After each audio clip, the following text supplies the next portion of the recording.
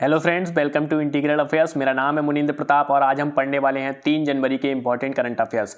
Important current affairs की तरफ बढ़ने से पहले मैं आपको बता दूं कि हमारा टेलीग्राम ग्रुप है जिसको आप ज्वाइन कर सकते हैं, जिसका लिंक आपको डिस्क्रिप्शन में मिल जाएगा। आपको जो है डिस्क्रिप्शन में लिंक मिलेगा, उस पर आप क्लिक करेंगे और टेलीग्राम पर ज्वाइन हो जाएंगे, जहां पर आपको इस वीडियो का जो है PDF मिल जाएगा। आज बहुत ही इंपॉर्टेंट मैंने 10 इंपॉर्टेंट क्वेश्चन रखे हैं, उनको आप ध्यान से पढ़िए और उनको बार बार देखिए जिससे कि आपको अच्छे से याद हो जाएं। तो सबसे पहले हम यहाँ पर पहला क्वेश्चन है हमारा, हाल ही में लुइस इनसियो लूला डी सिल्वा ने किस देश के 39वें राष्ट्रपति के रूप में शपथ ली है। अब देखिए इनका नाम पहले तो काफ़ी इंपॉर्टेंट है, लुइस इनसियो लूला डी सिल्वा। ये लूला डी सिल्वा नाम से काफ़ी फेमस है, तो आपको याद रखना है। और ये 39वें 39th नंबर के राष्ट्रपति बने हैं। कौन से देश के बने हैं आपको बताना है, तो ये है ब्राज़ील के। ठीक है, ब्राज़ील के राष्ट्रपति बने हैं कौन, 39वें नंबर के लुइस इनसियो लूला डी सिल्वा। उसके बाद अगला क्वेश्चन हमारा, अगला क्वेश्चन है, हाल ही में किसने भारतीय वायुसेना की पश्चिमी कमान संभाली है। पश्चिमी कमान, ठीक है, पश्चिमी कमान की बात हो रही है यहाँ पर। तो पश्चिमी कमान जो उसका पश्चिमी कमान का जो हेडक्वार्टर है वो कहाँ है, नई दिल्ली। ठीक है, इंपॉर्टेंट चीज़ है कि पश्चिमी कमान का हेडक्वार्टर नई दिल्ली में है, आपको याद रखना है। और उसकी पश्चिमी कमान की जो किसने संभाली है, वो किसने संभाली है, यहाँ पर हमारे हैं पंकज मोहन। ठीक है, पंकज मोहन ने भारतीय वायुसेना की पश्चिमी कमान संभाली है, पंकज मोहन ने। और अब हम भारतीय वायुसेना की बात हो रही है, तो भारतीय वायुसेना का आपको बताना है कि इसकी स्थापना कब हुई थी, तो ये हुई थी 8 अक्टूबर 1932। 8 अक्टूबर 1932 को इसकी स्थापना हुई थी। और एक चीज़ मैं आपके लिए बता दूं कि इंडियन एयरफोर्स के जो चीफ हैं, तो चीफ कौन है, भारतीय वायुसेना के जो चीफ हैं वो कौन है, विवेक राम चौधरी। ठीक है, विवेक राम चौधरी।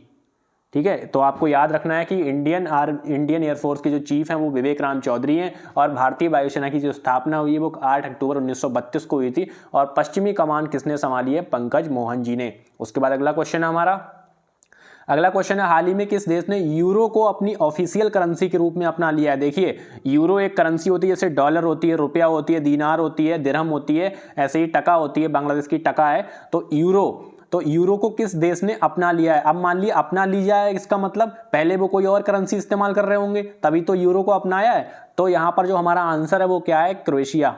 ठीक है, क्रोएशिया की जो अब करेंसी है वो क्या हुआ करेगी, यूरो। ठीक, अभी तक कौन सी करेंसी थी उनकी, अभी तक इनकी करेंसी का नाम था कूना। ठीक है, अभी तक की कूना करेंसी वहां पर चलती थी। अब 1 जनवरी 2023 से इन्होंने क्या अपनी करेंसी को क्या बना दिया, यूरो। तो इंपॉर्टेंट चीज है, बहुत ही ज्यादा इंपॉर्टेंट है कि क्रोएशिया की जो नई करेंसी है वो कौन है, यूरो।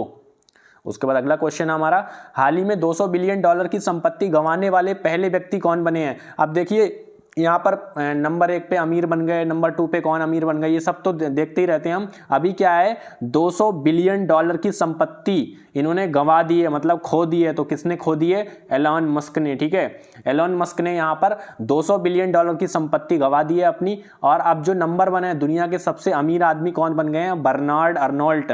ठीक है, बर्नार्ड अर्नोल्ट बन गए हैं, एलॉन मस्क अब नहीं रहे हैं, ये बन गए हैं। तो हमारी जो $200 बिलियन की संपत्ति किसने गंवा दी है, एलॉन मस्क ने। याद रखना है आपको, इंपॉर्टेंट चीज है, बर्नार्ड अर्नोल्ट दुनिया के सबसे अमीर व्यक्ति बन गए हैं। उसके बाद अगला क्वेश्चन हमारा, पुर्तगाल के स्ट्राइकर क्रिस्टियानो रोनाल्डो अब किस क्लब से जुड़े हैं। क्रिस्टियानो रोनाल्डो के बारे में कौन नहीं जानता है, बहुत ही बेहतरीन फुटबॉलर है क्रिस्टियानो रोनाल्डो, लियोनेल मेसी, ठीक है, नेमार और ये सब, एम्बापे, ये सारे बहुत ही अच्छे अच्छे फुटबॉलर हैं। तो पुर्तगाल के कहाँ हैं ये, रोनाल्डो कहाँ के हैं, पुर्तगाल कंट्री में इनका जन्म हुआ था, वहीं पर ये वहीं उसी देश से बिलोंग करते हैं। तो एक क्लब होते हैं, ठीक है, फुटबॉल के बहुत सारे क्लब होते हैं, जुवेंटस है, अल नासर है, मैनचेस्टर यूनाइटेड है।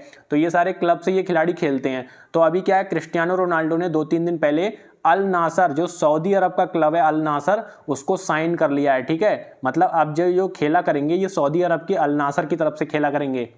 याद रखना है आपको, क्रिस्टियानो रोनाल्डो ने अल नासर को साइन कर लिया है। इंपॉर्टेंट चीज़ है, आपको याद रखनी है। ठीक है, उसके बाद अगला क्वेश्चन है हमारा, हाल ही में किसने कर्नाटक के देवनहल्ली में सेंट्रल डिटेक्टिव ट्रेनिंग इंस्टीट्यूट की आधारशिला रखी है। आप देखिए यहाँ पर कर्नाटक के देवनहल्ली एक जगह है, यहाँ पर सेंट्रल डिटेक्टिव ट्रेनिंग इंस्टीट्यूट की आधारशिला रखी गई है। तो सेंट्रल डिटेक्टिव ट्रेनिंग इंस्टीट्यूट में होता क्या है, यहाँ पर होता है जो डिप्टी अभी बताता हूँ मैं आपको, डेप्यूटी एसएसपी रैंक के जो अधिकारी होते हैं उनको ट्रेनिंग दी जाती है, ठीक है। तो यहाँ पर सेंट्रल डिटेक्टिव ट्रेनिंग इंस्टीट्यूट में जो है ट्रेनिंग दी जाती है डिप्टी एसएसपी रैंक के।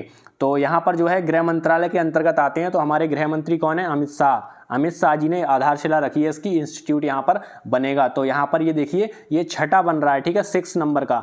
और ये जो पहला है हमारा 1st नंबर का, वो कहाँ पर है? ये है यहाँ पर 1958 में बना था, कोलकाता में, ठीक है, कोलकाता 1958 याद रखना है आपको। और ये छठे नंबर का यहाँ पर कर्नाटक के देवनहल्ली में आधारशिला रखी गई है गृह मंत्री अमित शाह के द्वारा। उसके बाद अगला क्वेश्चन है हमारा, हाल ही में भारत के 78वें ग्रैंड मास्टर कौन बने हैं? ग्रैंड मास्टर किसमें होते हैं? मतलब ग्रैंड मास्टर क्या, ग्रैंड फादर, ग्रैंड मास्टर, ये कौन है? तो यहाँ पर जो है ग्रैंड मास्टर है हमारे शतरंज में होते हैं, चेस में, ठीक है। चेस में जो बहुत अच्छा प्रदर्शन करते हैं, बहुत अच्छा खिलाड़ी होता है, उसको ग्रैंड मास्टर का खिताब दिया जाता है। तो भारत के 78वें नंबर के 78th नंबर के ग्रैंड मास्टर कौन बने हैं? ये बने हैं कौस्तुभ चटर्जी, ठीक है। कौस्तुभ चटर्जी भारत के 78वें ग्रैंड मास्टर बने हैं। अब आपको बताना है कि 77th नंबर के कौन थे? तो आदित्य मित्तल 77th नंबर के थे।